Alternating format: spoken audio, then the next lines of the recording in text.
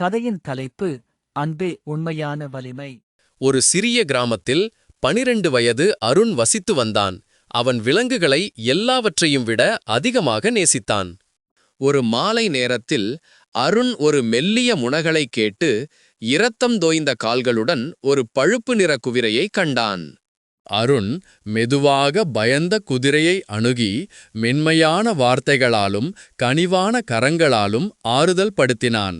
அவன் தன் சட்டையை கிழித்து தண்ணீரில் காயத்தை சுத்தம் செய்து குதிரையின் காலை கவனமாக சுற்றி கட்டினான். பல நாட்களாக அருண் ரகசியமாக உணவு மற்றும் தண்ணீர் கொண்டு வந்து குதிரை குணமடைய தன் மதிய உணவை பகிர்ந்து கொண்டான். கிராம மக்கள் பண்ணையார் குதிரையைப் பற்றி அவனை எச்சரித்தனர். ஆனால் கருணைக்கு உரிமையாளர் இல்லை என்று அருண் நம்பினான். ஒரு வாரத்திற்குப் பிறகு குதிரை எழுந்து நின்று பலமாக கனைத்தது. அருண் மகிழ்ச்சியான கண்ணீருடன் பார்த்து கொண்டிருந்தான்.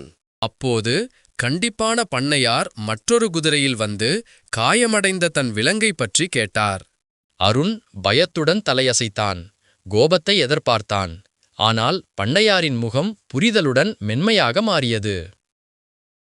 பண்ணையார் அருணை புகழ்ந்து, உண்மையான மனிதன் செய்ய வேண்டியதை நீ செய்திருக்கிறாய் என்றார். அவர் அருணுக்கு ஒரு வெள்ளி நாணயத்தை கொடுத்து, இன்று முதல் இந்த குதிரை உனக்குச் சொந்தமானது என்று அறிவித்தார்.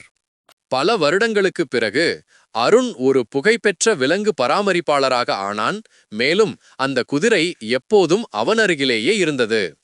இந்த கதையில் நாம் கற்றுக்கொள்ளும் விஷயம் என்னவென்றால், கருணை வெகுமதியை கேட்பதில்லை, அது வாழ்க்கைக்கு அர்த்தத்தை தருகிறது.